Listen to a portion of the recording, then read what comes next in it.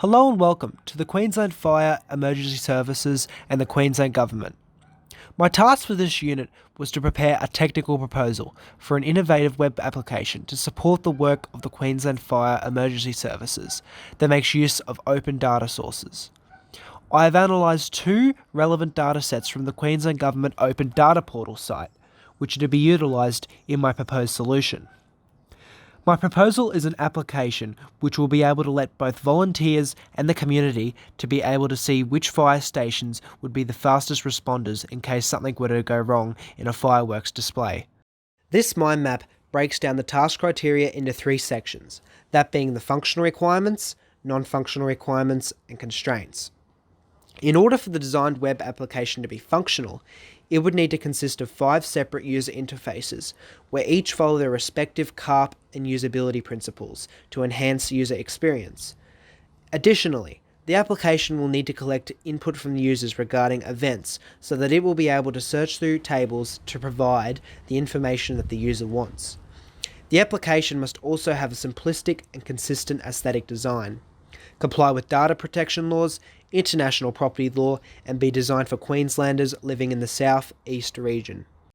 The criteria of the task are divided up into 3 sections: the prescribed criteria, self-determined criteria, and constraints.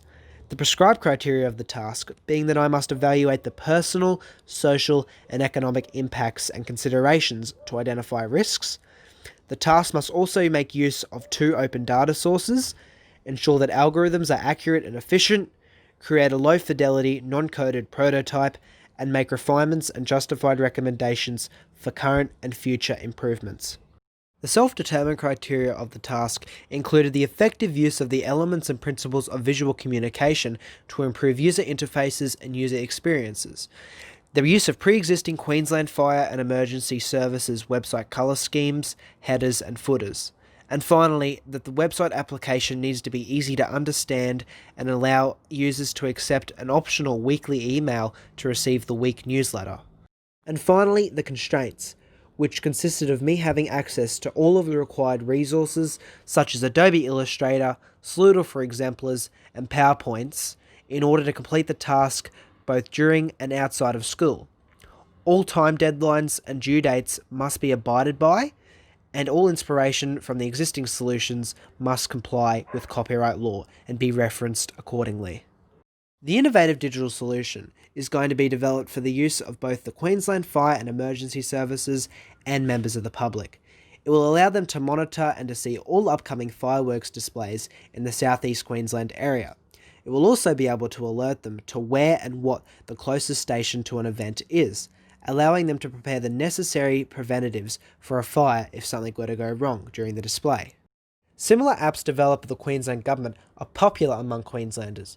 Emergency Plus, which is very similar to my proposed solution, is an Australian-developed application which has over 500,000 downloads on the Google App Store alone. With these statistics, it is highly likely that a similar innovative solution to the one that I'm proposing would not only be useful for those going to fireworks displays, but also be very successful and applicable in the modern era of smartphone technology. Currently, the Queensland Government does not have an existing solution, but I found something similar which contains elements of the functionality of my technical proposal. The current existing solution is actually quite good and does everything that is needed to be done. Its only limitation being that it is only able to search for specific locations. It does not contain any information about upcoming events in the Brisbane area. This is something which will be incorporated into my proposed solution. The digital solution will consist of only one database, this being the fireworks database. It will contain 3 tables: events, fire stations, and user. The events table will handle the logistics surrounding the fireworks display. The fire station table will hold information regarding the fireworks locations, and the user table will store the data of all users who sign up to the Queensland Fire and Emergency Services website.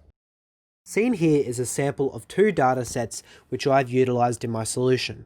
After being downloaded from the Queensland Fire Emergency Services data portal as .csv files, the datasets were simplified and stripped of all unnecessary data.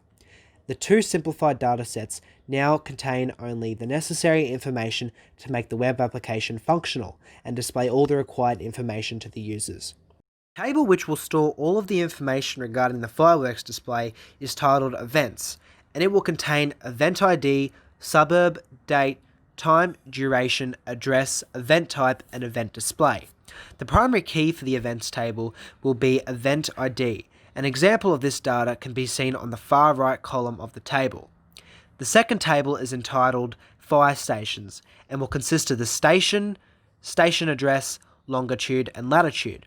The primary key of this table is station, as there are no stations in the southeast Queensland area which are in the same suburb, meaning there will be no duplication of the primary key. The final table is titled User. It will store all of the information regarding the login and signup.php pages information. It will consist of ID, password, first name, last name, email, phone number, and newsletter. ID will be the primary key as it will be sent to auto increment. Newsletter will be a boolean, either true or false, as it is optional. The following algorithms ensure that the website is able to do its intended purpose.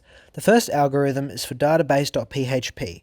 This algorithm ensures that a connection is established to the database each time a new web page is opened, so that data can be presented or added to the database. The second algorithm is for signup.php.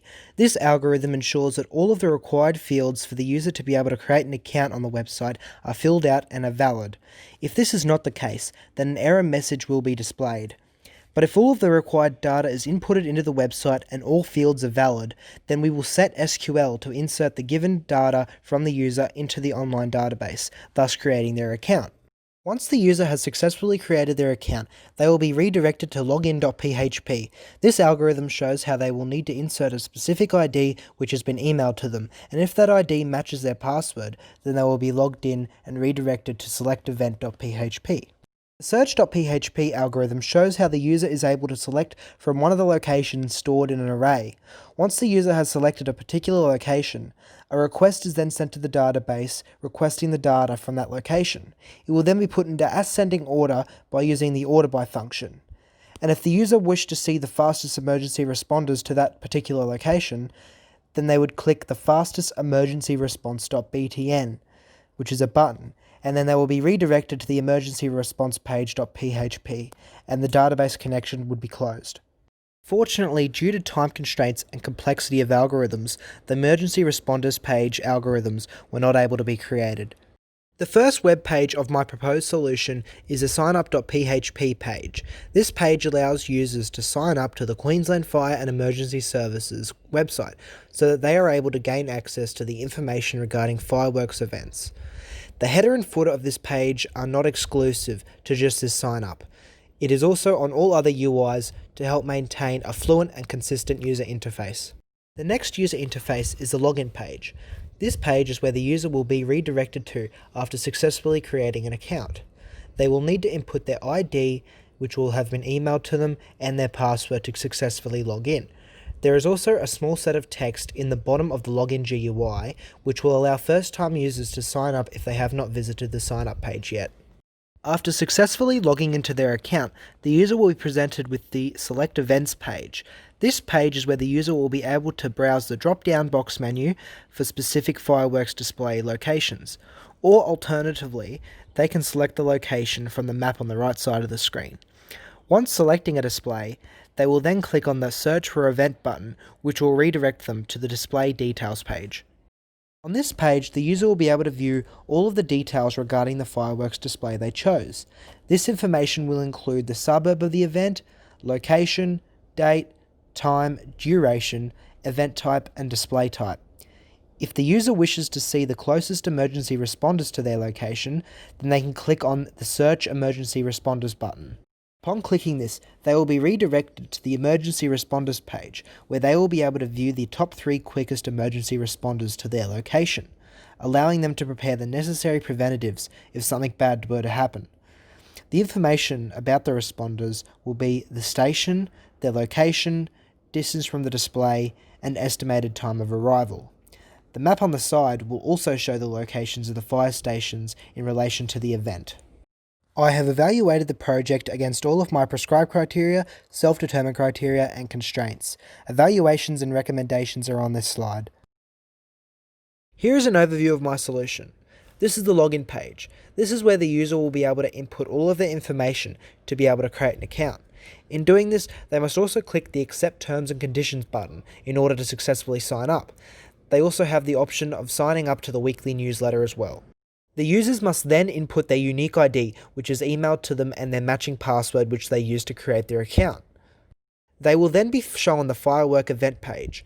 This is where they will use the drop-down menu to select the suburb that they're going to see the event in, and then they must click Search Event. After clicking this, the details of the display will show up right here. The specific event location is also shown on the map to the right here. And finally, the user can then click the Search Emergency Responders button, and the map will change to show all of the nearest fire stations to the event, highlighted in blue, and which would be the quickest to respond to an emergency. This would allow attendees and firefighters to prepare the necessary preventatives for a fire if something were to go wrong. I want to thank you for listening to my presentation.